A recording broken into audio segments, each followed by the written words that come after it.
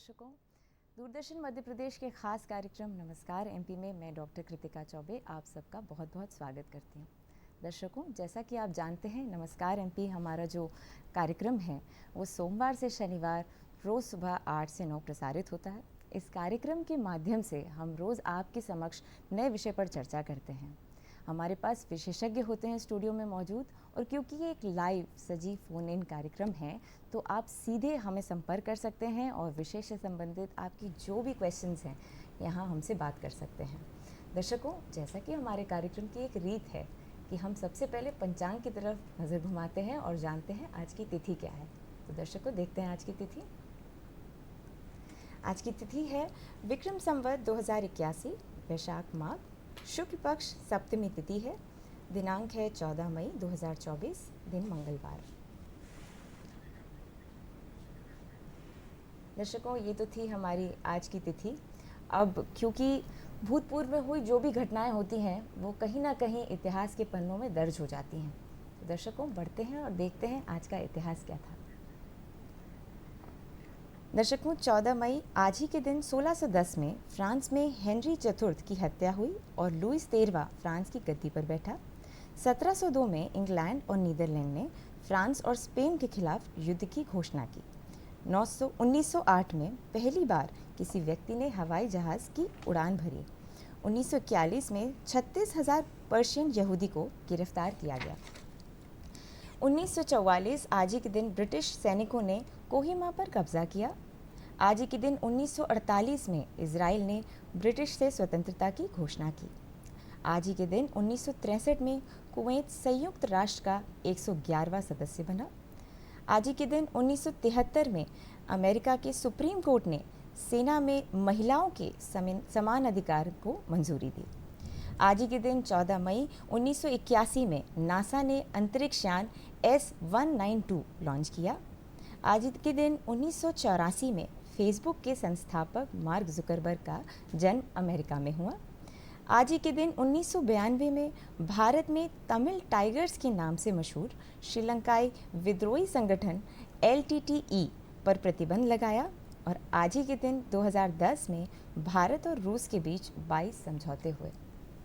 तो दर्शकों, ये तो था हमारा आज का इतिहास। जैसे कि आप लोग सब तिथि जाने गए हैं, दर्शकों आप में से कई सारे होंगे जिनका आज जन्मदिन आता है और एनिवर्सरी भी होगी। तो मेरी तरफ से और दूरदर्शन मध्य प्रदेश परिवार की तरफ से आप सभी को बहुत बहुत शुभकामनाएं और आपका आने वाला साल मंगलमय हो। दर्शकों, इसी बात पर आज जानते हैं हमारा आज का विचार क्या है। आज का विचार है हमारा स्वामी विवेकानंद जी द्वारा दिया गया है।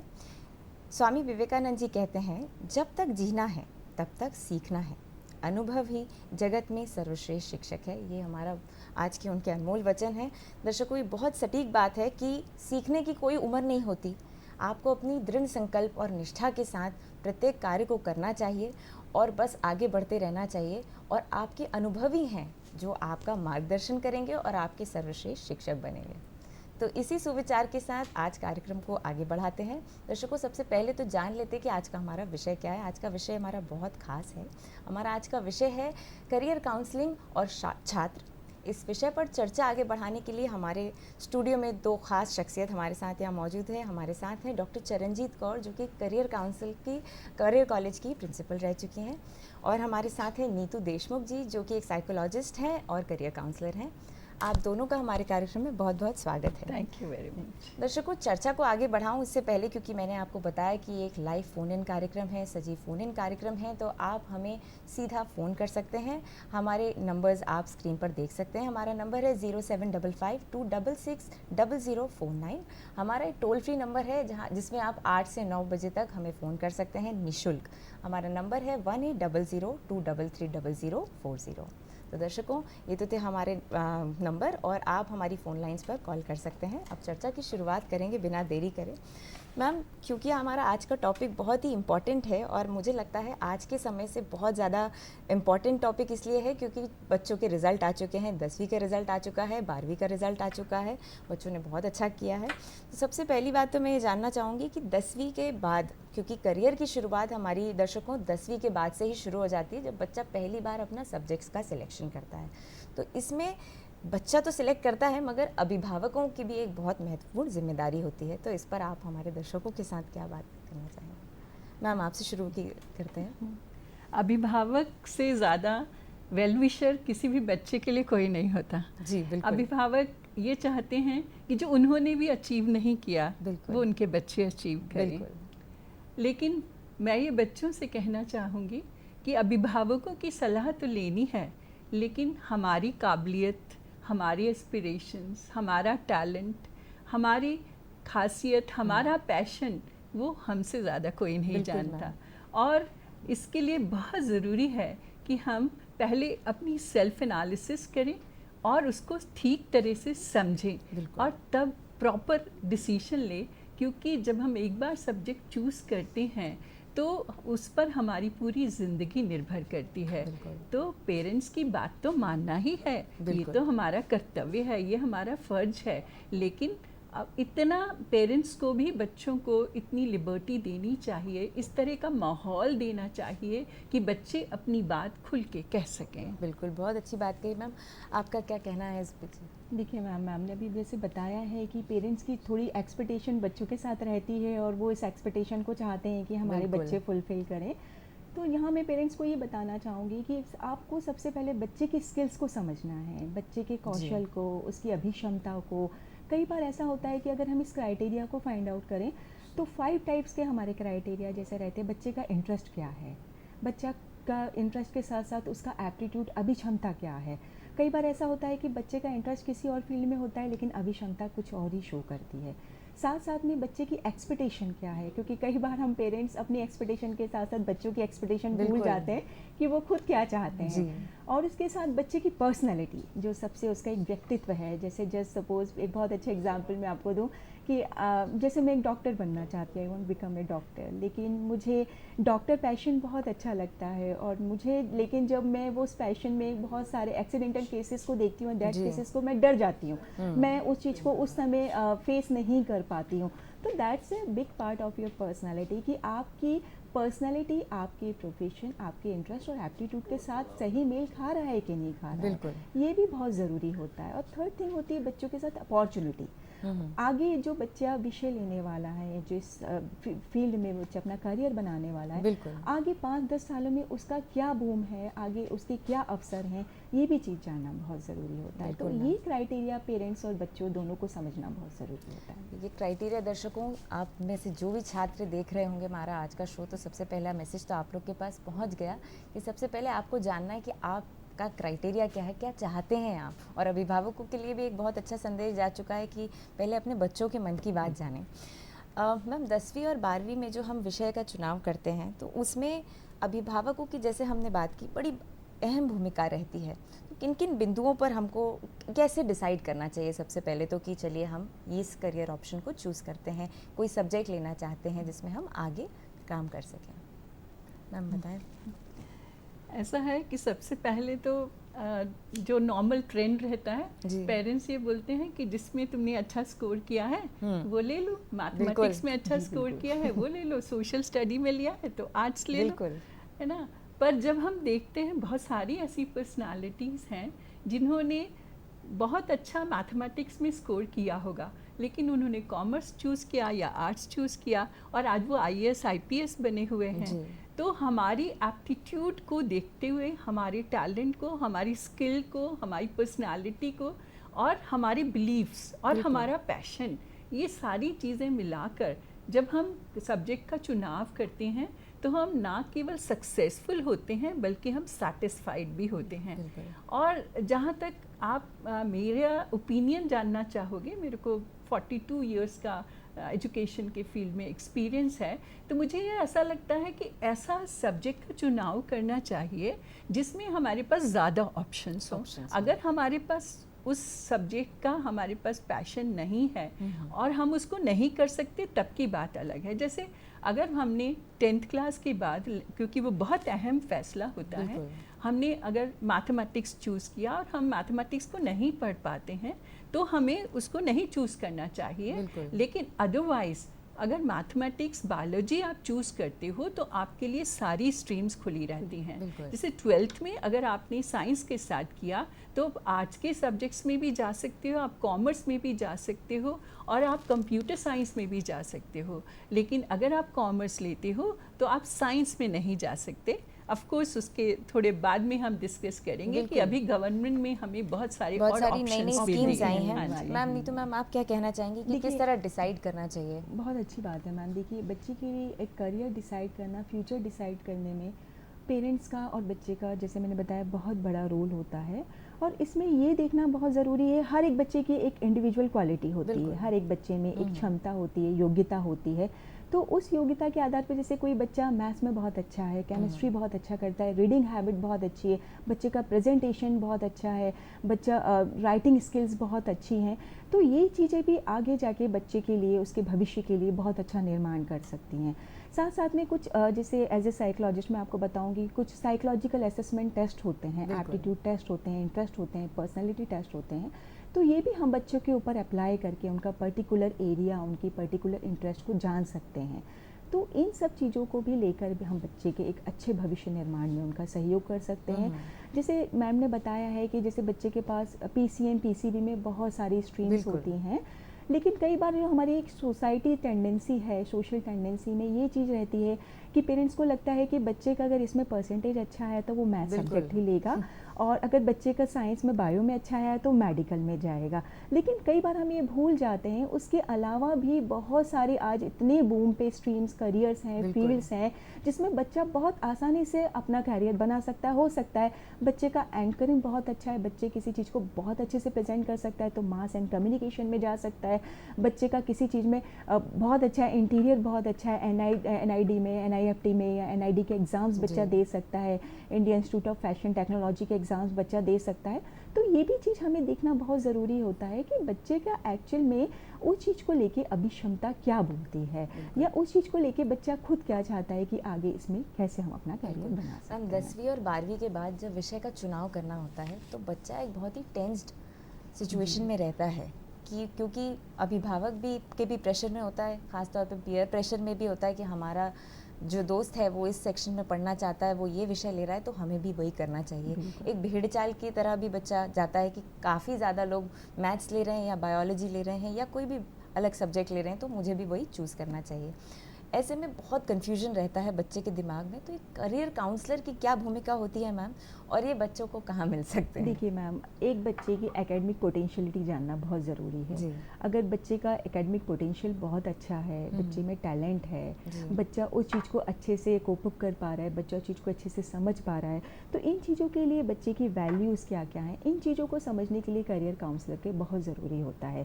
जैसे मैंने आपको बताया कि कुछ साइकोलॉजिकल असेसमेंट टेस्ट होते हैं जो हम बच्चों के ऊपर अप्लाई करते हैं। बच्चे जैसे हमारे पास आते हैं कि मैम मेरा तो इंटरेस्ट इस फील्ड में है और मैं ये बनना चाहता हूँ और मेरा वाकई में मेरा डेडिकेशन है, लेकिन मैं पेरेंट्स के प्रेशर के कारण नहीं कर पा रहा हूँ, क्योंकि मेरा जो भाई है वो हाई स्कूल कर करके आज एक अच्छा पोजीशन पे है, MNCs कंपनी में है या IT कंपनी में है, तो पेरेंट्स की मुझसे भी थोड़ी सी इस चीज़ के लिए जिज्ञासा, एक्सपेक्टेशन बढ़ गई है। तो मैं ये यहाँ पे बोलना चाहूँगी कि उस बच्चे का आपको कैलिबर देखना है, उस बच्चे का खुद का कैलिबर क्या है, वो खुद क्या कर सकता है अच्छे से। अगर हम बच्चे को थोड़ा सा इस चीज़ के लिए रिलैक्स देते हैं या बच्चे को थोड़ा सा फ्रीडम देते हैं कि वो खुद अपना कैलिबर या अपने इंटरेस्ट को कैसे डिफाइन कर सकता है, अपने एप्टीट्यूड, अपनी एबिलिटी को कैसे शो कर सकता है, तो उसके लिए एक सही प्लेटफॉर्म देना बहुत ज़रूरी है। तो और ये सही प्लेटफॉर्म जो है हम करियर गाइडेंस के थ्रू दे सकते हैं बच्चे को, या पेरेंट्स बच्चों के गाइडेंस ओरिएंटेशन प्रोग्राम्स करके हम बच्चों को बताते हैं, पेरेंट्स को बताते हैं कि बच्चे के लिए एक सही डायरेक्शन, उनको फील्ड के बारे में बताते हैं। कई बार बच्चों को बहुत सारी चीज़ करना चाहते हैं लेकिन उन्हें पर्टिकुलर फील्ड या उन्हें जॉब प्रोफाइल या उनके यूनिवर्सिटीज़ की बहुत सारी चीज़ों के बारे में पता नहीं होता है, तो इन चीज़ों के बारे में भी हम बच्चों को बताते हैं, उनको फर्दर डिटेल्स देते हैं ताकि बच्चे वहाँ जाके अपनी इन्फॉर्मेशन ले पाएँ और वहाँ पे अपना एक एडमिशन क्राइटेरिया क्या है, किस तरीके से वो एडमिशन ले सकते हैं, कौन से एंट्रेंस एग्ज़ाम्स होते हैं, उस एंट्रेंस एग्ज़ाम्स में कितना परसेंटाइल होना चाहिए, क्या स्कॉलरशिप स्कीम्स होती हैं, तो ये सब चीज़ें भी जानना हम बच्चों को बहुत ज़रूरी है मैम। देते जैसे हैं। करियर काउंसलर की बहुत अहम भूमिका होती है, क्योंकि बच्चे को सबसे अच्छा बेस्ट गाइडेंस एक करियर काउंसलर दे सकता है अभिभावकों के बाद, क्योंकि वे सब चीज़ जानते हैं। और दूसरी चीज़, बच्चा एक बार अपने आप को बता सके, एक्सप्लेन कर सके, उसकी सिचुएशंस को बता सके, तो एक करियर काउंसलर की बहुत अहम भूमिका होती है। मैम, सब्जेक्ट सिलेक्शन के दौरान, जैसे कि अभी हम मैम बात कर रहे थे कि बच्चे का रुझान देखा जाता है, तो मैम रुझान बच्चों का ऐसा है कि कई सब्जेक्ट्स पे है, मगर किन किन बिंदुओं पर बच्चे को सब्जेक्ट सिलेक्शन के दौरान ध्यान देना चाहिए ताकि वो सब्जेक्ट सिलेक्शन का निर्णय ठीक तरीके से ले सके? ये भी बहुत अहम भूमिका है। जी जी, जैसे मैम मैंने बताया कि कुछ साइकोलॉजिकल टेस्ट के थ्रू हम बच्चे का देख सकते हैं सब्जेक्ट, बच्चे की स्किल्स देखना। और कई बार ऐसा होता है कि बच्चे की स्किल्स होती कुछ और है, वो कर कुछ और आता है। बहुत सारे प्रोफेशन ऐसे होते हैं कि लोग बहुत अच्छी कंपनी में या बहुत अच्छे प्रोफेशन को छोड़ के अपने जो स्किल्स हैं उसमें ही अपना करियर बनाना शुरू करते हैं। ऐसे बहुत सारे एग्जाम्पल्स हैं। तो ये देखना कि बच्चा एक्चुअली में खुद अपने इंटरेस्ट के साथ क्या आगे करना चाहता है। जैसे मैंने बताया, एप्टीट्यूड का बहुत बड़ा रोल होता है यहाँ पे। जैसे मैंने बताया एक डॉक्टर बनना चाहती हूँ, लेकिन आगे जाके मैं जब देखती हूँ वो एक्सीडेंटल केसेस, बहुत सारी चीज़ें देखती हूँ, तो मैं वहाँ पे अपने आप को बिल्कुल सूटेबल नहीं पाती हूँ। जैसे मैं डिफेंस में जाना चाहती हूँ, डिफेंस के साथ साथ अगर मैं किसी दूसरी फील्ड में जाना चाहती हूँ, या मैं मैनेजमेंट फील्ड में जाना चाहती हूँ, प्रोफेशनल फील्ड में जाना चाहती हूँ, तो उस फील्ड के लिए बच्चे को एक क्राइटेरिया चूज़ करना बहुत ज़रूरी है, अपने एक करियर को प्लान करना। मैम, मुझे ऐसा लगता है कि एप्टीट्यूड के साथ, क्षमा कीजिएगा, पर मुझे ऐसा लगता है नॉलेज और अवेयरनेस किसी भी सब्जेक्ट को लेके, कि यदि हम एक सब्जेक्ट चूज़ करते हैं तो आगे कौन कौन से रास्ते हमारे लिए खुल जाते हैं, किन किन एग्ज़ामों को देना पड़ता है, या आगे और कौन कौन सी फील्ड में, किस किस डिपार्टमेंट में हम आगे जाके काम कर सकते हैं, तो वो भी बहुत इम्पोर्टेंट चीज़ होती है। मैम, आप क्या कहना चाहेंगे? उसके साथ में मैं तो ये कहूँगी कि एटीट्यूड भी बहुत इम्पोर्टेंट है। एप्टीट्यूड के साथ साथ एटीट्यूड भी बहुत इम्पोर्टेंट है। बट इसको सिर्फ हम इस तरह से ना ले लें कि सिर्फ अगर हम कठिन परिश्रम करेंगे तो हम सक्सेसफुल हो जाएंगे। कठिन परिश्रम बहुत ज़रूरी है। Hard work is very it is the foundation, और you can say it is the way you can succeed. But ये है कि वो जो हम हार्ड वर्क कर रहे हैं वो किस डायरेक्शन में कर रहे हैं, हम राइट डायरेक्शन में कर रहे हैं। क्योंकि हम एक एग्जाम्पल लेते हैं कि हमारे पास ए और बी जो हैं, दो लोग हैं, और ए और बी दोनों को जो बेसिक कंप्यूटर्स हैं उसके बारे में नॉलेज है, एक्सेल आता है, उनको वर्ड का डॉक्यूमेंट बनाना आता है। लेकिन जो ए है वो कंटिन्यूसली जो कर रहा था वही कर रहा है। लेकिन बी ने क्या किया कि वो शाम को क्लासेस लेता है और उसने डिज़ाइनिंग और बाकी जो एडवांस स्किल्स हैं कंप्यूटर की वो गेन करी हैं। तो हार्ड वर्क तो दोनों ने किया, लेकिन ज़्यादा सक्सेसफुल, ज़्यादा जिसकी वैल्यू बढ़ी वो था जिसने कि अपने स्किल्स को एनहांस किया। ये जो अभी जो ये एरा है, ये जो सिनेरियो है, इसमें क्या है कि जेनेरिक काम जो है वो तो मशीन्स कर रही हैं, तो हमारे को स्पेशलाइजेशन की तरफ जाना है। तो ऑप्शंस तो बहुत हैं। अगर किसी की फाइनेंशियल कंडीशन ठीक नहीं है, जिनको 10th के बाद ही जॉब करने की ज़रूरत पड़ती है, तो वो ITI और उस तरह के जो स्किल डेवलप NSDC बहुत सारे कोर्सेज प्रोवाइड करती है। आपके इंटरेस्ट के हिसाब से आप चूज़ कर सकते हैं।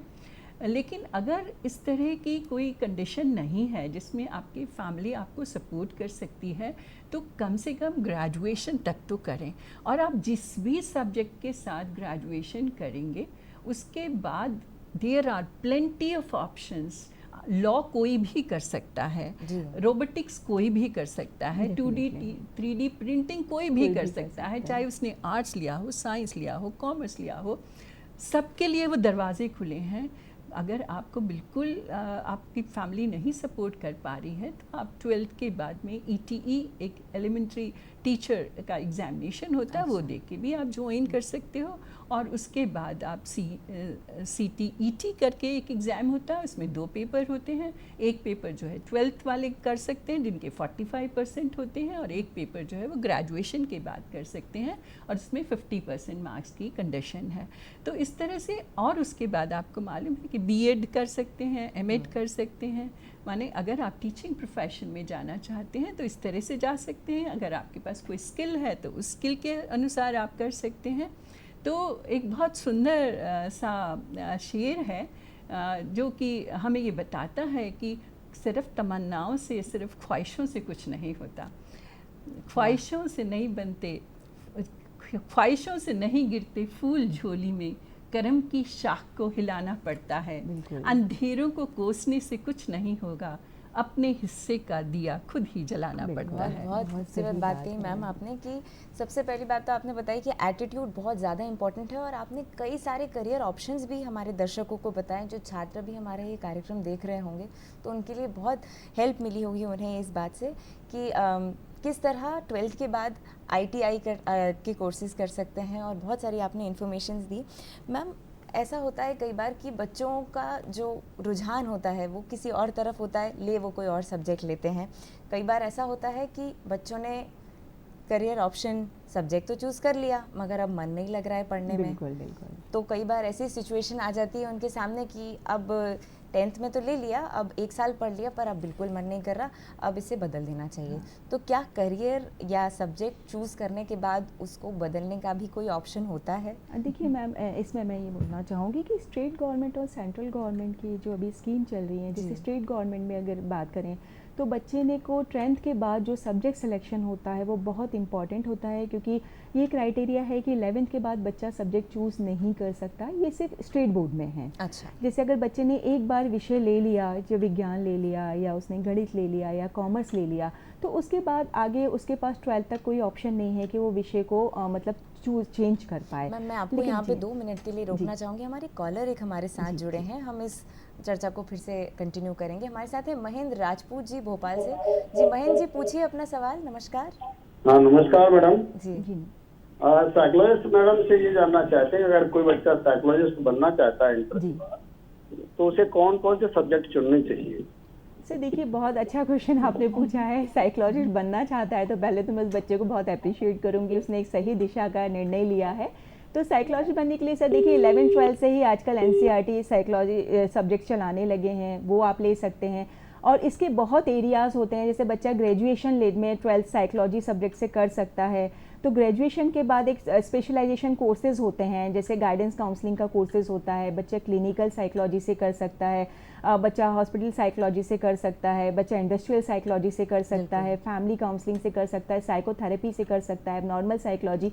तो इसके एरिया बहुत वास्ट होते हैं, पर ज़रूरी ये है कि बच्चे का ग्रेजुएशन में तक साइकोलॉजी सब्जेक्ट होना बहुत ज़रूरी है। उसके बाद कोई भी स्पेशलाइजेशन कोर्स करके, या जैसे मैंने आपको बताया गाइडेंस काउंसलिंग है, या साइकोलॉजी में क्लिनिकल है, एबनॉर्मल साइकोलॉजी है, इंडस्ट्रियल है, तो इन सब एरियाज़ में भी बच्चा अपना पर्टिकुलर कैरियर बना सकता है। जैसे साइकोसोमेटिक डिसऑर्डर्स के लिए बच्चे क्लिनिकल साइकोलॉजी लेते हैं, पर्सनल काउंसलिंग और कैरियर काउंसलिंग के लिए बच्चे गाइडेंस काउंसलिंग का डिप्लोमा करते हैं, उसका आगे फील्ड चूज़ करते हैं। तो जैसे आपने बताया अप्लाइड साइकोलॉजी बच्चे बहुत करते हैं। तो ये सब जो एरियाज़ होते हैं वो ग्रेजुएशन तक बच्चे और पोस्ट ग्रेजुएशन तक कर सकते हैं। उसके बाद पर्टिकुलर स्पेशलाइजेशन डिप्लोमा बच्चे कर सकते हैं, PG डिप्लोमास होते हैं, नेट के एग्ज़ाम्स क्वालिफाई कर सकते हैं, तो वो पर्टिकुलर अपना एक सेटअप डाल सकते हैं। जैसे क्लिनिकल साइकोलॉजिस्ट है तो उनका एक पर्टिकुलर अपना वो सेटअप स्टार्ट कर सकते हैं, अपना बिजनेस शुरू कर सकते हैं, अपना साइकोलॉजिकल सेंटर डाल सकते हैं। जैसे हम साइकोलॉजिस्ट हैं, हमारे सेंटर्स होते हैं जहां हम बच्चों के बहुत सारे साइकोलॉजिकल काउंसलिंग, उनके साइकोलॉजिकल टेस्ट अप्लाई करते हैं।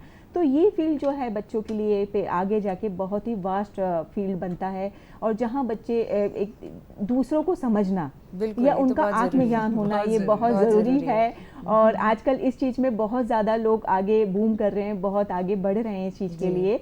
तो ये चीज़ भी आगे जाके बच्चों के लिए बहुत अच्छे एक करियर बन सकता है, बहुत अच्छा एक फील्ड है सर। बहुत अच्छा जवाब दिया मैम। मैं उम्मीद करती हूँ महेंद्र राजपूत जी को उनका जवाब मिल गया होगा।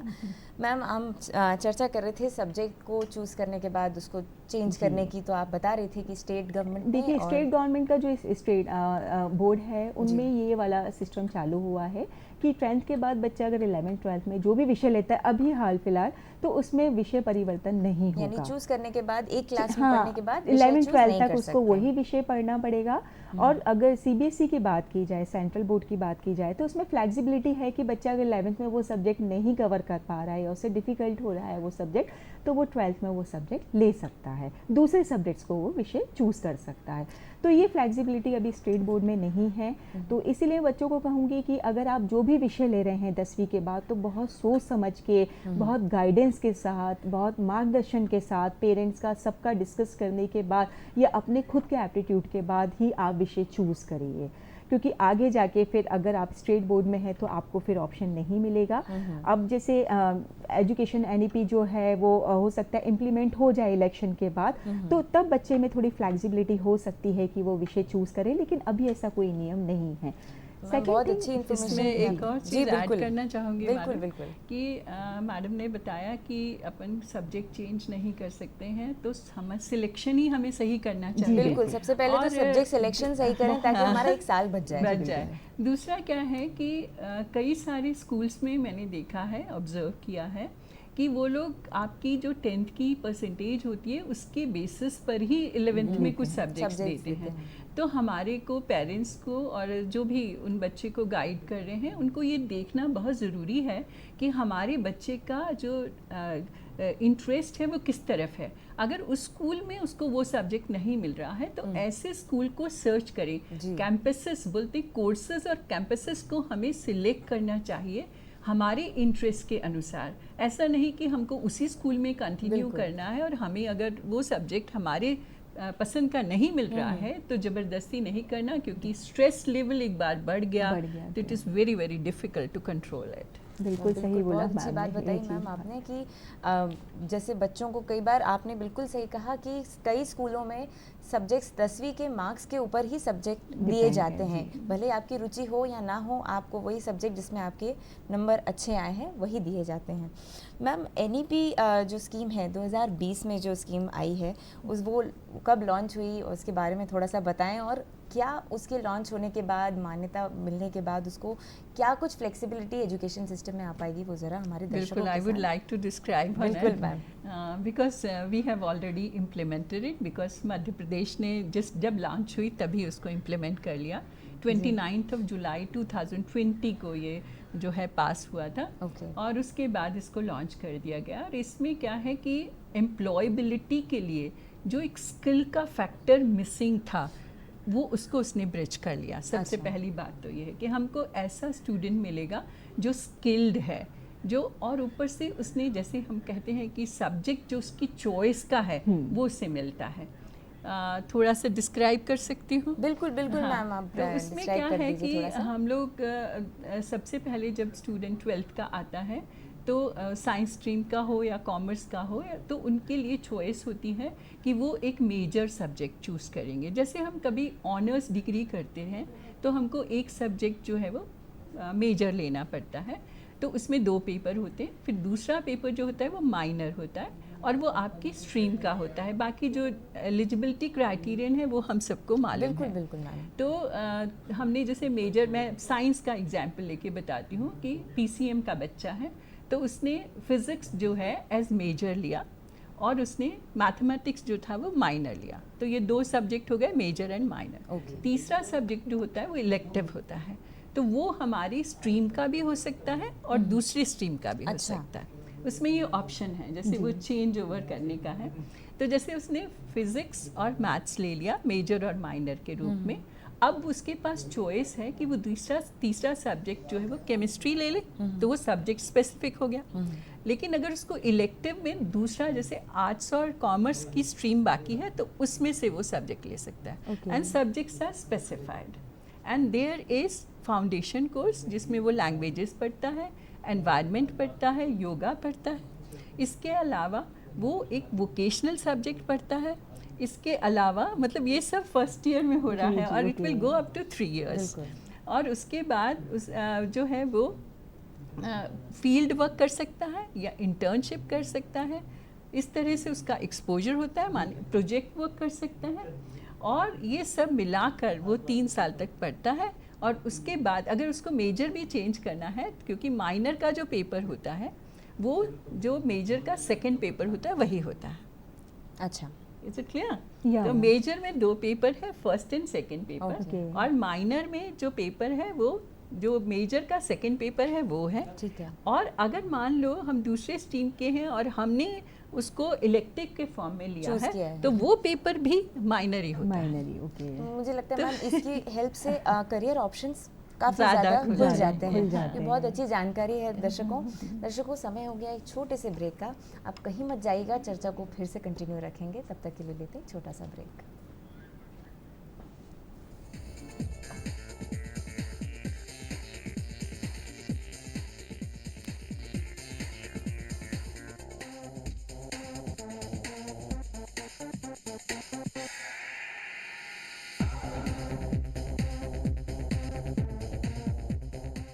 आज हम आ गए हैं टीटी नगर स्टेडियम स्पोर्ट कॉम्प्लेक्स, जहां पर तमाम तरह के समर कैंप के स्पोर्ट्स चल रहे हैं। और ख़ास तौर से हम बात करें स्केटिंग की, तो स्केटिंग का यहाँ काफ़ी सिखाया जा रहा है। काफ़ी बच्चे आ रहे हैं, काफ़ी उम्र के अलग अलग उम्र के बच्चे हैं जो यहाँ स्केटिंग सीख रहे हैं। हम उनके कोच से बात करते हैं और जाने इस स्पोर्ट्स के बारे में कि किस तरह से इन बच्चों को इस समर कैंप में स्केटिंग सिखाई जा रही। सबसे पहले तो आपका नाम जानना चाहूँगा और स्केटिंग के बारे में जानना चाहूँगा कि यहाँ बच्चों को स्केटिंग सिखा रहे हैं तो किस तरह से।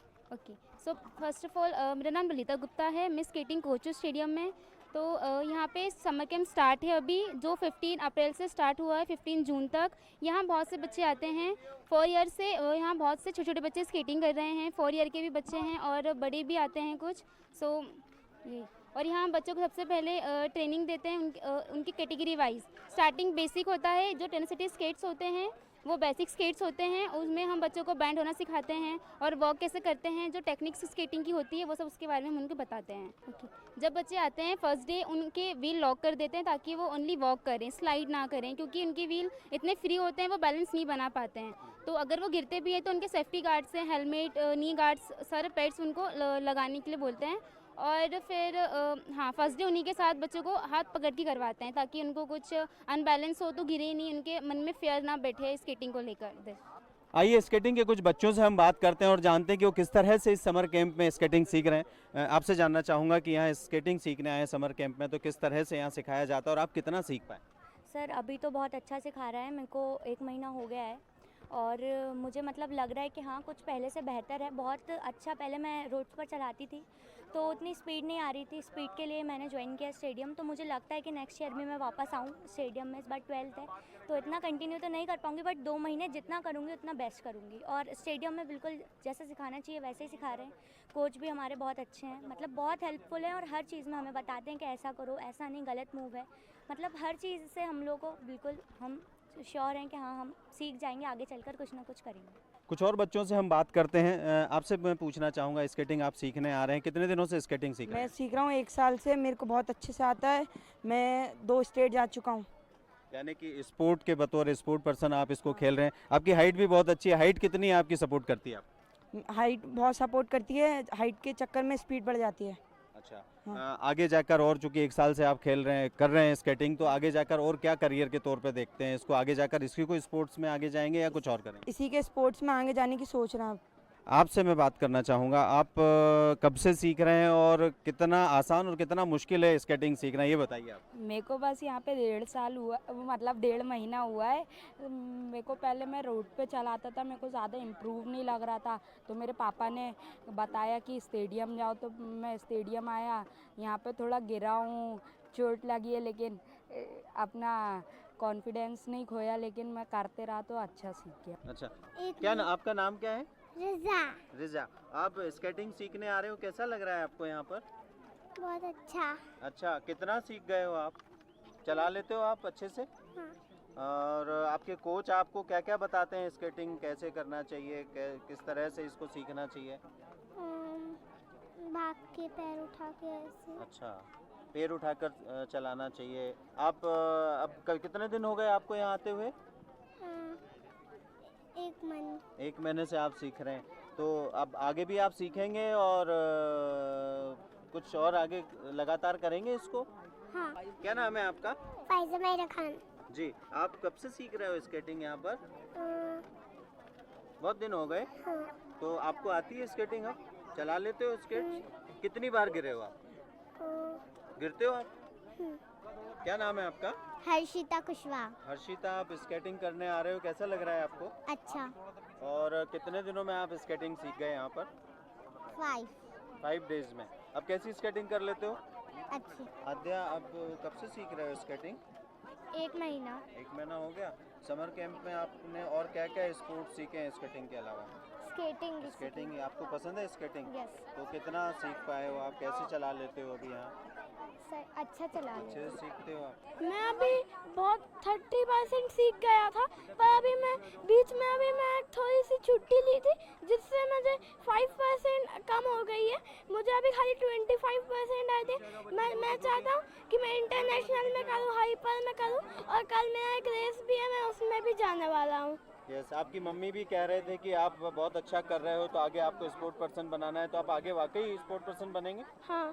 स्केटिंग सीखने आ रहे बच्चों को यहाँ पेरेंट्स लेकर आते हैं, पूरा समय देते हैं, उनका ध्यान रखते हैं, कोच उन्हें ट्रेन कर रहे हैं, गार्जियन है उनसे हम बात करते हैं, अपने बच्चों को लेकर यहाँ हैं और खासतौर से समर कैंप में ये ट्रेनिंग उनको दिला रहे हैं। सबसे पहले तो मैं जानना चाहूँगा कि आप हाउस वाइफ हैं या जॉब करते हैं? मैं हाउसवाइफ भी हूँ, बिजनेस वूमेन भी हूँ। मैं बिजनेस भी घर से करती हूँ पूरा, और हाउसवाइफ भी हूँ। बच्चों को यहाँ स्केटिंग सिखाने के लिए आप ला रहे हैं, तो किस सोच के साथ कि बच्चे यहाँ स्केटिंग सीख के कितना उनको फिजिकल इम्प्रूवमेंट मिलेगा? मैं बिल्कुल इसीलिए आई हूँ कि मेरे बच्चे आगे स्टेट लेवल, नेशनल लेवल तक जाएं, और मेरे बच्चों को इस चीज़ का बहुत ज़्यादा एक्साइटमेंट था कि मैं स्केटिंग सीखूँ और स्केटिंग करके वो आगे स्टेट और नेशनल लेवल पे जाएं, और खुद के स्कूल का भी नाम हो और पेरेंट्स का भी नाम हो। बिल्कुल मैं इसी चीज़ के क्रेज़ के साथ लेकर और मुझे बहुत अच्छा फील हो रहा है कि मेरे बच्चों ने स्टार्टिंग की और सर पूरा ध्यान रख रहे हैं मेरे बच्चों का कि स्केटिंग कैसे प्रिपेयर करना है, बेटा कैसे प्ले करना है। He is doing very well, so I am very happy. लगातार हम गार्जियन से, पेरेंट्स से बात कर रहे हैं कि बच्चों को यहाँ स्केटिंग सिखाने ला रहे हैं तो वो किस तरह से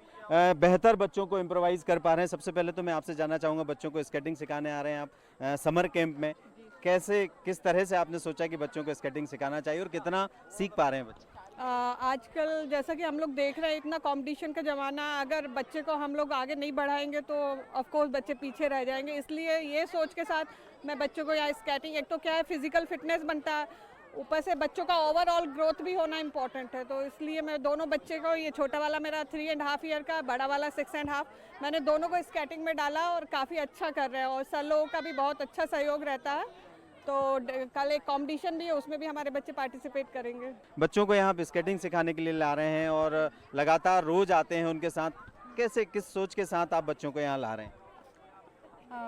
स्केटिंग में अच्छा कर पाएँ वो लोग, इम्प्रूवमेंट उनके अंदर आ पाए, ये सोच के हम यहाँ पे आ रहे हैं, और स्पोर्ट्स में वो अच्छा यानी कर पाएँ, आगे चल के स्पोर्ट्स में रहने के उनको बेनिफिट मिल पाए, इस सोच के साथ हम यहाँ पे आ रहे हैं। आपसे मैं जानना चाहूँगा, स्केटिंग आप अपने बच्चों को यहाँ सिखाने के लिए आए हैं, समर कैंप चल रहा है, कैसा लग रहा है आपको कि बच्चे कितना सीख पा रहे हैं? सर बहुत अच्छा लग रहा है। मैं पिछले 2 सालों से आ रही हूँ यहाँ पर, और मेरी बेटी को इस गेम में बहुत अच्छा लगता है, बहुत मज़ा आ रहा है। मतलब बेटियाँ बहुत आगे बढ़ चढ़ कर सीख रही हैं, नाम कर रही हैं, स्पोर्ट में भी बहुत बेटियों ने अपना नाम किया। आपकी बेटी से आपको उम्मीद है कि ये स्पोर्ट सीख कर वो आगे बढ़ेगी? जी हाँ, मुझे स्केटिंग में ही उसको लग रहा है, क्योंकि मैंने और भी गेम दिखाए लेकिन वो मना कर गई, मुझे यही गेम अच्छा है मम्मा, तो उनको स्पोर्ट में यही गेम अच्छा लग रहा है। जी, हम उनकी बेटी से भी बात करना चाहेंगे, उनसे भी हम जानेंगे।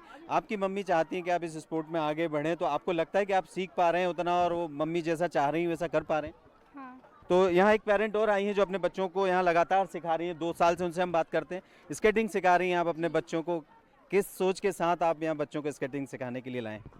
जी, मेरा बेटा आगे बढ़े। मेरे बेटे ने CBSE, SGFI खेल चुका है, स्कूलों में भी खेल चुका है, बहुत सारे कंपटीशन खेल चुका है मेरा बेटा, और अभी भी मैं हमेशा आगे रेगुलर ही रखूँगी दोनों को। ये तो इस साल से आए हैं, बेटा को 2 साल हो गए हैं, तो ये कर ही रहे हैं, और उनका बहुत अच्छा वो है, अच्छा खेल रहे हैं। हम TT नगर स्पोर्ट स्टेडियम में इस वक्त हैं और यहाँ स्केटिंग के जो बच्चे हैं उनसे बात कर रहे हैं, जो पेरेंट्स स्केटिंग सिखाने के लिए बच्चों को यहाँ लाए हैं उनसे हम बात कर रहे हैं। बच्चों को यहाँ उनके खास तौर से शारीरिक विकास को लेकर लाया जा रहा है। पेरेंट्स ने जहाँ तक कहा है कि बच्चों को आगे स्पोर्ट्स में बढ़ाना भी चाहते हैं, लेकिन इन बच्चों को ये स्पोर्ट्स सिखाने के पीछे जो सबसे इम्पोर्टेंट रोल है वो होता है उनके कोच का। तो उनसे हम बात करते हैं, हमारे साथ इन बच्चों के कोच हैं। सबसे पहले तो आपका नाम जानना चाहूँगा और फिर उसके बाद जानना चाहूँगा कि स्केटिंग जैसे गेम को आप किस तरह से इन बच्चों को सिखाते हैं और फिर आगे जाके परफेक्ट करते हैं। मेरा नाम साजिद खान है, TT नगर स्टेडियम से हूँ, और सबसे यहाँ पे जो छोटे से छोटे बच्चे जो आ रहे हैं, कम से कम 4 साल के बच्चे, तो यहाँ पे हम पहली चीज़ सेफ्टी का बड़ा ध्यान रखते हैं। उनका पूरे उनके गार्ड्स पहना के, हेलमेट पहना के बच्चों को वॉक कराते हैं। सबसे पहले जब वॉक करना आ जाता है तो हम थोड़ा स्पीड पे काम करते हैं, स्पीड थोड़ा थोड़ा लर्न करते हैं, लर्न कराते हैं, थोड़ा थोड़ा स्पीड बढ़ती है, और साथ में बच्चों को गेम खिलाते हैं हम, ताकि उनका गेम इम्प्रूव भी हो और बच्चे फिर प्लस जो है इतना एंजॉय कर रहे हैं समर कैंप के अंदर, बच्चे घर जाने को तैयार नहीं होते कि हम वापस चले जाएं छुट्टी के बाद। तो यहाँ पे बच्चे फिटनेस के लिए ये है कि बच्चे पहले यहाँ पेरेंट्स आते हैं हमारे पास, बोलते हैं सर कुछ खाता नहीं है बच्चा, तो जब स्केटिंग बच्चा करने लगा ना तो बच्चा एक टिफ़िन लेके आता था, अब 2-2 टिफ़िन लेके आते हैं। तो पेरेंट्स भी यहाँ बहुत खुश है बच्चों को लेके कि बच्चों की फ़िटनेस पे भी ध्यान दिया जा रहा है, बच्चे एंजॉय भी कर रहे हैं और अपना गेम को भी लर्न कर रहे हैं। करियर की अगर हम बात करें तो कई बच्चों से हमने बात की जो बतौर करियर इसको अपना रहे हैं और आगे भी जा रहे हैं, कई कंपटीशन में भी भाग ले रहे हैं। पेरेंट्स भी चाहते हैं कि उनके बच्चे इस स्पोर्ट में आगे बढ़े। समर कैंप के अलावा भी इस स्पोर्ट को कंटिन्यूअस कैसे रखा जा सकता है और आगे जाके करियर कैसे बिल्ड किया जा सकता है? जी, अभी यहाँ पे जो हमारे यहाँ समर कैंप में बच्चे आते हैं, इसमें से हम बच्चों को, जो बच्चे हमें लगता है कि उन बच्चों को अलग से फिर हम बात करते हैं पेरेंट्स से कि आप इन बच्चों को साल भर रखें ताकि उनको हम बच्चों को ट्रेनिंग दें और फिर वो बच्चे आगे कंपटीशन में पार्ट लें। तो यहाँ से जो बच्चे अभी स्टेट, डिस्ट्रिक्ट, डिवीज़न और प्लस नेशनल तक यहाँ बच्चे जाते हैं खेलने के लिए और नेशनल में भी मेडलिस्ट है कुछ बच्चे हमारे यहाँ के, और काफ़ी सालों से बच्चे यहाँ पे जा रहे हैं कंपटीशन के लिए। यहाँ पे करीब 22 ईयर्स हो गए यहाँ पे स्केटिंग करते हुए बच्चों को। बिल्कुल, बहुत बहुत धन्यवाद सर, आपने इतना कुछ बताया स्केटिंग और स्पोर्ट्स के बारे में और उनके विकास के बारे में और उनके करियर के बारे में। तो ये तो जाना। ब्रेक के बाद पुनः स्वागत है आपका दर्शकों हमारे कार्यक्रम नमस्कार एमपी में। आज का हमारा विषय था करियर काउंसलिंग और छात्र। इस विषय पर चर्चा हो रही थी हमारी डॉक्टर चरणजीत कौर के साथ और साइकोलॉजिस्ट नीतू देशमुख मैडम के साथ। मैम, ब्रेक में जाने से पहले हम एनईपी स्कीम के बारे में बात कर रहे थे और हमारी चर्चा अधूरी रह गई थी, तो मैं चाहूँगी आप कंटिन्यू करें। बहुत ही थैंक यू मैडम। एक बहुत ही अच्छा ऑप्शन जो है एनईपी 2020 ने स्टूडेंट्स को दिया है जी। और उसमें ये है मैडम कि अपन लोग जब भी ग्रेजुएशन करते हैं तो continuously we do for 3 years. एक तो ये है कि ये 3 साल या 4 साल का हो सकता है। दूसरा ये है कि अगर इसमें मल्टीपल एंट्री और एग्जिट का ऑप्शन है, माने 1 साल तक अगर हम करते हैं और उसके बाद हमको अगर कंटिन्यू नहीं करना है, कुछ हमको और करना है, कोई प्रोफेशनल क्वालिफिकेशन को गेन करना है, कोई और करना है, या किसी भी रीज़न से हम कंटिन्यू नहीं कर पा रहे हैं, तो there is academic bank of credit, it is abbreviated as ABC। तो आपके जो मार्क्स हैं वो आपके वहाँ पे जो है स्टोर हो जाएंगे, जैसे हम अपने अकाउंट में पैसा जमा करते हैं, बिल्कुल उसी तरह से। तो it is academic bank of credit. और आप क्या है एक्सेट करेंगे और आपको सर्टिफिकेट मिल जाएगा। इसी तरह से अगर आप 2 साल तक करते हैं तो आपका एकेडमिक बैंक ऑफ क्रेडिट में आपका जो है बैलेंस वहाँ पे रहेगा और आपको डिप्लोमा मिल जाएगा। और फिर आप कुछ समय के बाद फिर आप 3rd ईयर कर सकते हैं। तो ये जो ऑप्शन एनईपी ने दिया है ये बच्चों के लिए बहुत ही फ़ायदेमंद है जो कंटिन्यूसली अपनी पढ़ाई को कंटिन्यू नहीं कर पाते हैं because of any reason. reason may be any number of reasons may be there. So this is the option provided to the students and very good facility I can say. बहुत अच्छी जानकारी दी ma'am आपने। Neetu ma'am, आपसे जानना चाहेंगे कि best of 5 की पद्धति क्या है? देखिए, स्टेट बोर्ड में जो बेस्ट ऑफ 5 की पद्धति है उसमें ये है कि 10वीं क्लास का जो बच्चा होता है 9th 10th के लिए ये है, साल से 9th क्लास में अब हट गई है। तो इसमें 2017 में इसमें इम्प्लीमेंट हुआ था। इस पद्धति के अनुसार बच्चा एग्ज़ाम्स तो पूरे 6 सब्जेक्ट्स के देता है, लेकिन उसका जो ग्रैंड टोटल बनता है वो 5 विषयों को लेके बनता है। और वो 5 विषय जिसमें बच्चे ने अच्छा स्कोर किया है और जो 6वां सब्जेक्ट है उस सब्जेक्ट को काउंट नहीं किया जाता है या उसमें हैशटैग दिया जाता है। लेकिन अब ये रूल आ गया है कि 2024-25 से बेस्ट ऑफ 5 पद्धति को भी हटा दिया जाएगा, क्योंकि कई सारे ऐसे सर्विस सेक्टर है, ऐसे जॉब प्रोफाइल है जहाँ पे बेस्ट ऑफ 5 को अप्लाई नहीं किया जाता है, वो इसको कंसिडर नहीं करते। जैसे डिफेंस में चले जाएं या अदर सेक्टर्स में चले जाएं, तो अदर स्टेट में बेस्ट ऑफ 5 पद्धति को नहीं उसको अप्लाई किया जाता है, वो एक्सेप्ट नहीं करते हैं चीज़ को।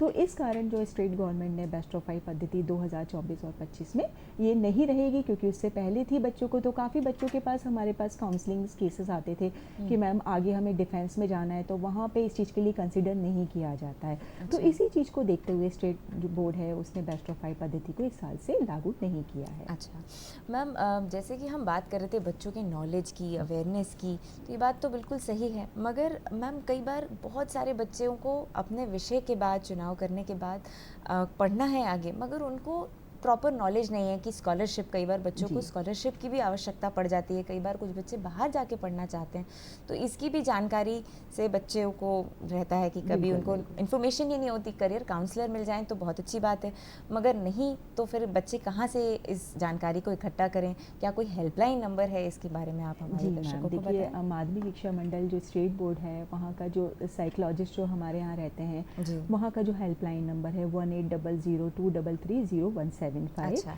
इस हेल्पलाइन नंबर में जो सुबह 8 से शाम को 8 बजे तक रहती है, यहाँ बच्चों को जो भी अपनी क्वेरीज हैं, जो भी उनकी साइकोलॉजिकल या करियर काउंसलिंग जो भी उनकी रहती है, जैसे उसमें personal counselling, exam preparation tips होती हैं, बच्चों के स्ट्रेस और पर्सनल केसेस होते हैं, बच्चों के सब्जेक्ट सिलेक्शन केसेस होते हैं, करियर काउंसलिंग होती है, तो इससे रिलेटेड बच्चे बहुत सारे अपने प्रश्न पूछ सकते हैं इस हेल्पलाइन नंबर में, जो सुबह 8 से शाम को 8 बजे के बीच में चलती है।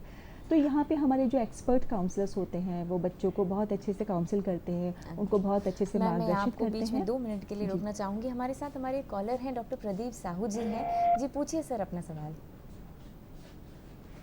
प्रदीप जी।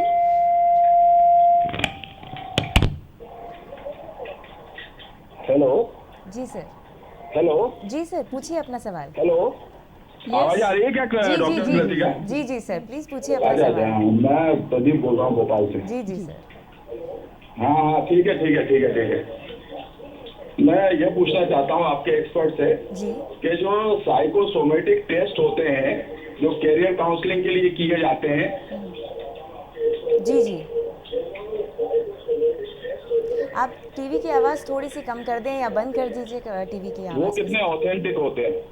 उनका सवाल है कि साइकोसोमेटिक टेस्ट जो होते हैं वो कितने ऑथेंटिक हैं? Just listen to me. एक तो ये, और दूसरा ये है कि जो कल के समय का कैरियर काउंसलिंग जब सोशल मीडिया नहीं था, वर्तमान समय का कैरियर काउंसलिंग जब सोशल मीडिया हावी है, और भविष्य में पता नहीं और क्या नया होने वाला है, भविष्य का कैरियर काउंसलिंग, इन तीनों को आप कैसे देखते हैं? जी बहुत अच्छा प्रश्न है, आपने बहुत अच्छा प्रश्न पूछा। देखिए सर, करियर काउंसलिंग में जहाँ पर जो एक काउंसलर होता है, करियर काउंसलिंग में साइकोसोमेटिक टेस्ट नहीं अप्लाई होते हैं। उसमें बच्चे का इंटरेस्ट, पर्सनालिटी और उसके एप्टीट्यूड टेस्ट को हम अप्लाई करते हैं, उसका असेसमेंट किया जाता है। और एप्टीट्यूड टेस्ट में सर बहुत एरियाज़ होते हैं, जैसे बच्चों के न्यूमेरिकल है, वर्बल है, मैकेनिकल रीजनिंग है। तो ये सब टेस्ट जो है अलग अलग एरियाज़ को शो करते हैं, जिसमें बच्चे का पर्टिकुलर इंटरेस्ट और उसका एप्टीट्यूड उस पर्टिकुलर फील्ड में शो होता है कि बच्चा इसमें अच्छे करियर बना सकता है।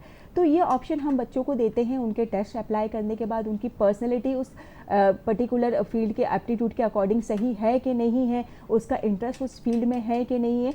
तो ये सर 2-3 जो टेस्ट होते हैं जो हम असेसमेंट में करते हैं बच्चों का, ये जो है करियर काउंसलिंग टेस्ट में ही आते हैं। सेकेंड थिंग, साइकोसोमेटिक डिसऑर्डर्स जो होते हैं सर, ये जैसे स्कूल्स में हम लोग जब काउंसलिंग करते हैं तो बहुत सारे बच्चे का जैसे बच्चा पढ़ाई में जैसे डिस्लेक्सिया प्रॉब्लम है, बच्चे का पढ़ाई में मन नहीं लग रहा है, या बच्चे को कोई ऐसी प्रॉब्लम है जिससे वो अच्छे से कोप अप नहीं कर पा रहा है। मेंटल डिसऑर्डर्स के जो भी केसेस होते हैं, हमें ऐसा लगता है कि बच्चा इस चीज़ में नहीं अच्छे से कोप अप कर पा रहा है, तो वहाँ पे हम साइकोसोमेटिक डिसऑर्डर्स टेस्ट अप्लाई करते हैं बच्चों के ऊपर। इवन हमने यहाँ पर हम एक्सपर्ट्स के पास भेजते हैं, जितने स्पेशल एजुकेटर्स होते हैं या एक्सपर्ट्स होते हैं जो टेस्ट अप्लाई करते हैं, उनके पास इसका ऑथेंटिक रिजल्ट प्राप्त होता है, हमें मिलता है। क्योंकि कई बार ऐसा होता है कि साइकोसोमेटिक डिसऑर्डर्स स्कूल में अप्लाई करना हमारे लिए पॉसिबल नहीं होता है, क्योंकि हमें परमिशन नहीं होती है।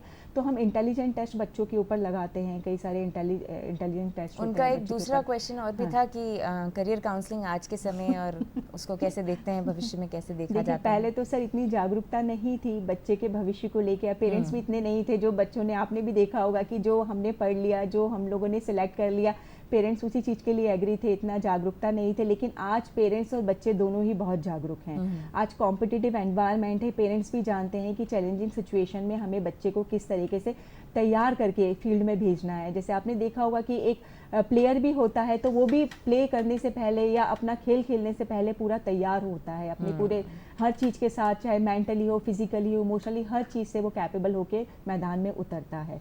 तो इसी चीज़ को आज पेरेंट्स भी अप्लाई करते हैं कि अगर हम बच्चे को किसी पर्टिकुलर फील्ड में भेज रहे हैं या विषय चूज करवा रहे हैं, तो क्या हमारा बच्चा उस चीज़ के लिए मेंटली और फिजिकली प्रिपेयर्ड है? पहले इतनी अवेयरनेस नहीं थी और अब अवेयरनेस है। मैं उम्मीद करती हूँ डॉक्टर प्रदीप जी का जो सवाल है उसका उनको उत्तर मिल गया होगा। मैम आगे बढ़ते हैं। मैम 12वीं के बाद जब बच्चे किसी विषय का चुनाव कर लेते हैं तो कई बार ऐसा होता है कि बच्चों को इस बात में पता ही नहीं होता कि कौन कौन से एग्ज़ाम्स की तरफ या कौन कौन से करियर की तरफ बढ़ा जा सकता है। तो क्या आप थोड़ा उसके ऊपर? मैं एक एक करके हम लोग लेते हैं। तो मैं इस पर कंसंट्रेट करना चाहूँगी कि अगर हमारे बच्चे ने अगर बायोलॉजी लिया है, मैंने पीसीबी का कॉम्बिनेशन अगर लिया है 12th क्लास में, तो बायो लेकर कई बच्चे ऐसे भी होंगे जिन्होंने मैथमेटिक्स भी साथ में लिया होगा, पर अगर उनका रुझान बायोलॉजी में है तो फिर उनके लिए बहुत सारे ऑप्शंस अवेलेबल हैं। मेरे ख्याल से मैक्सिमम लोगों को इतना ही पता होगा कि एमबीबीएस कर सकते हैं, नीट का एग्ज़ाम देते हैं, बीडीएस कर सकते हैं, या आयुर्वेदा कर सकते हैं, या होम्योपैथिक कर सकते हैं। बट इसके अलावा भी आपकी जानकारी के लिए बता दूं कि नीट के एग्ज़ाम में अगर थोड़ा लो स्कोर होता है तो आप नर्सिंग में भी जा सकते हैं। तो नर्सिंग के साथ साथ और बहुत सारे, जैसे नेचुरोपैथी आपने देखा होगा कई बार, जो टीवी में या यूट्यूब में आपने देखा होगा कि पूरा मिट्टी का लेप लगा दिया है, या ऊपर से पानी बारीक बारीक ड्रॉप्स के फॉर्म में गिर रहा है, या आपने देखा होगा कि स्टीम के थ्रू भी ट्रीटमेंट होता है। तो इसकी जो डिग्री होती है उसका नाम है, उसका एब्रिविएशन है BNYS, that is bachelor of naturopathy and yogic sciences. और अपनी भोपाल में भी ये डिग्री एक कॉलेज में, 1-2 कॉलेजेस में उपलब्ध है, हम लोग सर्च करेंगे तो हमें मिल जाएंगे। तो इसके अलावा बहुत सारे पैरामेडिकल कोर्सेज़ भी हैं। पैरामेडिकल कोर्सेज़ में फिजियोथेरेपी में पीजी कर सकते हैं, यूजी करके, बीपीटी उसको कहते हैं, बैचलर ऑफ फिजियोथेरेपी। इस तरह से पैथोलॉजी में आप कर सकते हैं bachelor of medical lab technology, BMLT उसे कहते हैं। इसके अलावा आप ऑक्यूपेशनल थेरेपिस्ट बन सकते हैं, ऑडियोलॉजी कर सकते हैं, ऑप्टोमेट्री कर सकते हैं, और टेक्नीशियन में आप डायलिसिस के DDT कहते हैं, डिप्लोमा इन डायलिसिस टेक्नोलॉजी। इसी तरह से BXRT भी है, that is bachelor in X-ray technology. तो ऐसे बहुत सारे, अगर हम नर्सिंग के लिए, अगर हमारा उतना अच्छा स्कोर नहीं है और नर्सिंग के लिए तो हमें बायो ही चाहिए, लेकिन हमारा बायो बैकग्राउंड नहीं है तो हम GNM कर सकते हैं। तो इस तरह के बहुत सारे ऑप्शंस हमारे पास हैं। करियर कॉमर्स में और आर्ट्स के भी ऐसे कई ऑप्शंस होंगे जिन्हें हम थोड़ा सा जल्दी शॉर्ट में डिस्कस कर लेते हैं। मैम कॉमर्स में देखिए, अगर जैसे मैं बात करूं कॉमर्स की, तो कॉमर्स में भी जैसे बीकॉम ऑनर्स बच्चे करते हैं, प्रोफेशनल कोर्सेज बच्चे करते हैं, डिग्री कोर्सेज बच्चे करते हैं, सर्टिफिकेट डिप्लोमा कोर्सेज करते हैं। तो जैसे ICWA जो है, कॉस्ट एंड वर्क अकाउंटेंसी, ये बच्चे करते हैं। CA कर सकते हैं, BBA कर सकते हैं, बैचलर ऑफ बिजनेस एडमिनिस्ट्रेशन कर सकते हैं, जिसमें इंटीग्रेटेड कोर्सेज होते हैं, BBA और MBA। साथ साथ में IIM के एग्ज़ाम्स बच्चे देते हैं, इंटीग्रेटेड कोर्सेज़ के लिए एग्ज़ाम देते हैं, CLAT के एग्ज़ाम्स बच्चे देते हैं, जो लॉ के लिए जो LSAT के एग्ज़ाम्स बच्चे देते हैं। तो कॉमर्स के लिए कई बार ऐसा होता है कि बच्चे BBA भी करना चाहते हैं, लेकिन BCA भी करते हैं बच्चे, जिसका मैथ्स भी है, कॉमर्स प्लस मैथ्स, तो वो BCA भी करते हैं। BCA के बाद क्षमा कीजिएगा, समय के अभाव की वजह से मैं आपसे एक अंतिम सवाल में इसको ऐड करना चाहूँगी कि अभी यूनिवर्सिटी ने, हायर एजुकेशन ऑफ MP ने जो मैथ्स का जो था कंपल्सरी होना, वो उसको हटा दिया है, इस साल से हट गया है। अभी कोई भी स्ट्रीम का बच्चा जो है वो BCA कर सकता है। जी बिल्कुल। और इसके अलावा अगर उसने मैथमेटिक्स लिया है तो हमें सबको मालूम है कि इंजीनियरिंग में तो जा ही सकते हैं, इसके साथ में BArch भी कर सकते हैं, देन डिफेंस सर्विसेज में आप जा सकते हो, टेक्निकल जो एंट्री होती है। बाकी जो है, बाकी स्ट्रीम वाले लोग जो हैं वो नॉन टेक्निकल में डिफेंस में जा सकते हैं। हम समय का अभाव है, वरना ये डिस्कशन तो बहुत ही मैम स्कॉलरशिप के लिए भी जैसे मैं थोड़ा सा हाईलाइट करना चाहूँगी। देखिए, बच्चों को स्कॉलरशिप के बारे में बहुत इन्फॉर्मेशन होना ज़रूरी है। जैसे मैम ने बताया कि फाइनेंशियली रिसोर्स नहीं होने के कारण पेरेंट्स कई बार बच्चे हायर एजुकेशन के लिए आगे नहीं बढ़ पाते हैं। तो स्कॉलरशिप के लिए बहुत सारी स्टेट और सेंट्रल गवर्नमेंट की बहुत सारी, जैसे कि आपने एक वेबसाइट का भी दिया था मैम, समय का अभाव है और हमें हमारे कार्यक्रम को अब यहाँ पे अंकुश लगाना पड़ेगा हमें। समय का काफ़ी अभाव है और ये टॉपिक बहुत अच्छा है। दर्शकों, बहुत अच्छा लगा आपसे बात करके। मैम, आप दोनों का कार्यक्रम में आए उसके लिए और आपने इतनी अच्छी इन्फॉर्मेशन दी, उसके लिए बहुत बहुत धन्यवाद आपका। दर्शकों, मिलते हैं कार्यक्रम के अगले अंक में, तब तक के लिए धन्यवाद। नमस्कार। नमस्कार।